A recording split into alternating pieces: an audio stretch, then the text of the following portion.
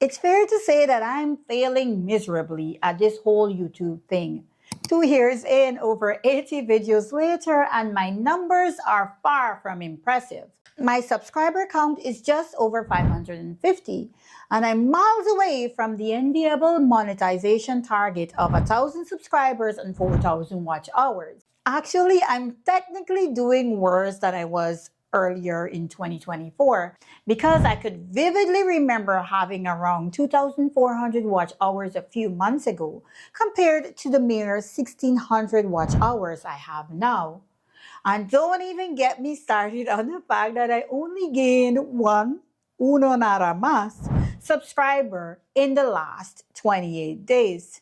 If I only start to think about the amount of hours I spend scripting, filming, and editing one video to get a handful of views, I would be left speechless.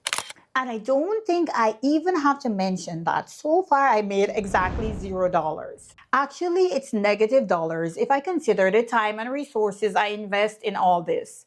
So yeah, I'll be the first to admit that these metrics are horrible. They're depressing. So why do I continue? I already have a full-time job, I'm a wife, a mom, I have so much that fills my day. Why do I continue to create these videos when, quite frankly, it seems like a complete waste of time?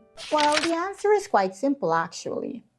I truly believe in the message I'm sharing. I'm passionate about all things wellness and self-improvement, and I won't let the numbers distract me from the value that I think that I'm creating. Each video is a chance to reach someone, to inspire someone, even if it's just one person at a time. And maybe that one person will pass the message along, creating ripples I may never actually see. Let me be clear. I want to create value for others, but of course, I have my own selfish intentions as well. Creating these videos has been just as valuable for me. When I make a video, it's not just about delivering surface-level information. I challenge myself to think deeply, to research, to learn, and then refine my message as I film. Through this process, I end up learning so much, not only about the topic, but about myself. Plus, regardless of what these numbers say, I know deep down that my videos are improving. They may not be great, but they are better. And sometimes better is good enough. Recently, I rewatched one of my earliest videos and I was struck by how much I improved. Not only in my delivery and confidence, but in my willingness to keep showing up, even when success feels out of reach. I'm facing my fear of failure, pushing myself to learn new skills, and embracing imperfection. It reminded me of this quote by James Clear. Success is the product of daily habits, not once in a lifetime transformation. Have you ever thought about success that way? Do you give yourself credit for showing up, even when the outcome isn't perfect? If nothing else, at least I am getting a free lesson on grit, which is apparently more important than talent and intelligence. Grit is that sustained passion and perseverance. It's that quiet determination to keep going. I'm sure you've heard the quote by Bill Gates.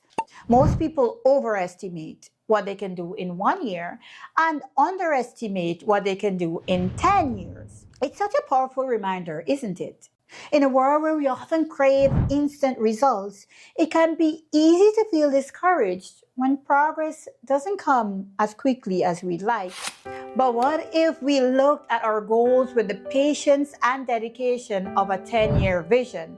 What do you think could change in your life if you gave yourself the grace of time? If you trusted the small, consistent actions to add up, rather than expecting an immediate breakthrough. We often overlook the value of the journey itself. But what if it is the process that is actually shaping us? How would your health improve if you commit to showing up for yourself in small ways for 10 years? How would your relationships deepen if you nurtured them consistently with love and attention year after year for 10 years? In church last Sunday, the pastor mentioned that the church is an 800-pew sanctuary. Yet on most Sundays, we only have about 30 to 40 persons there. And although that may be a fact, I'm thinking about how transformative these church services have been for me, how much value and meaning they add to my life, perhaps even more than the larger congregations I've attended. What if this pastor decided that these 30 persons are not worth his time and effort? What if he decided that because the numbers weren't what he envisioned, his message didn't matter? He would miss the opportunity to profoundly impact the lives of these 30 people, including me. The same applies to anything you do in life. Don't let the numbers derail you from the value you're creating. Whether it's a tiny book club or a handful of close friends you encourage, those small numbers matter. Each person, each interaction matters. But let me be candid with you for a minute. Creating these YouTube videos is hard, and the results can be extremely demotivating. It could easily become toxic, especially if you aren't careful about your mindset and priorities. So, although I've decided to keep creating these YouTube videos because of all the collateral benefits, I'm doing so on my own terms, even if it means growing more slowly. I want to keep YouTube as a space for growth, not a source of stress. I'm choosing an approach that's less overwhelming and one that respects my bigger priorities: spirituality, family, career, and personal wellness. For one, I simply can't commit to a rigid schedule right now. Trust me, I really want to, and I'll try my best to post as often as I can. There's just too much on my plate sometimes. And you know what? At times I need to go slow so that I don't end up stopping altogether. Some people thrive with strict timelines to keep themselves moving forward, but for me, it often backfires. I tend to set overly ambitious deadlines and then end up being really hard on myself when I fall short. Instead, I've learned that a more flexible approach works better for me, for now at least. It allows me to stay motivated without adding unnecessary stress.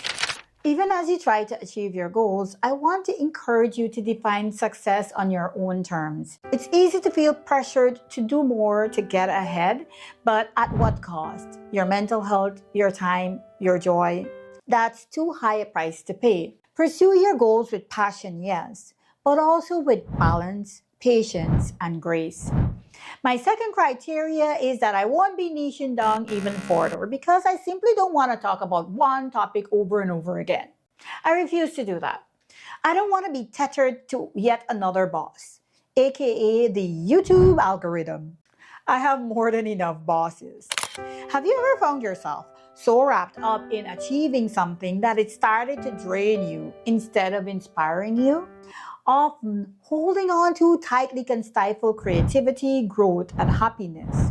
For some of my goals in the past, I had an all or nothing approach. If I couldn't give something my full attention or effort, I'd convince myself to not do it at all.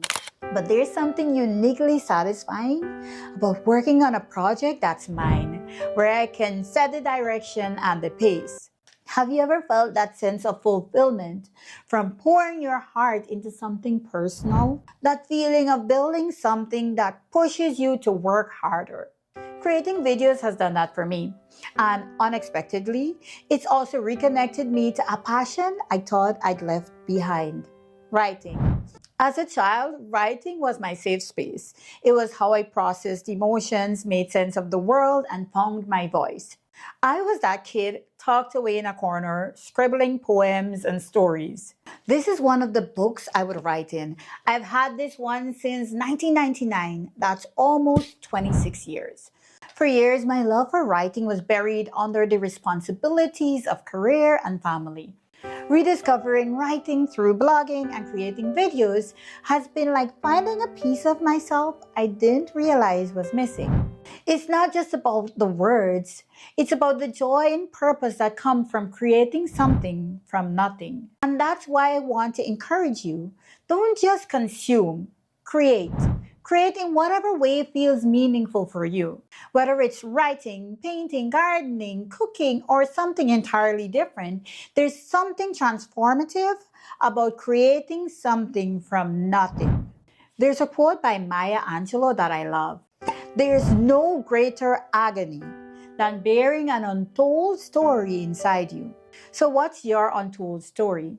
Is there a passion you've left behind waiting to be rediscovered?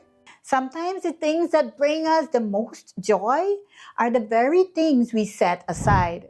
Maybe it's time to pick them back up again. I truly believe that I will look back on these very years and see them as the foundation of something greater. Either way, the skills, the insights, and self awareness I've gained are invaluable.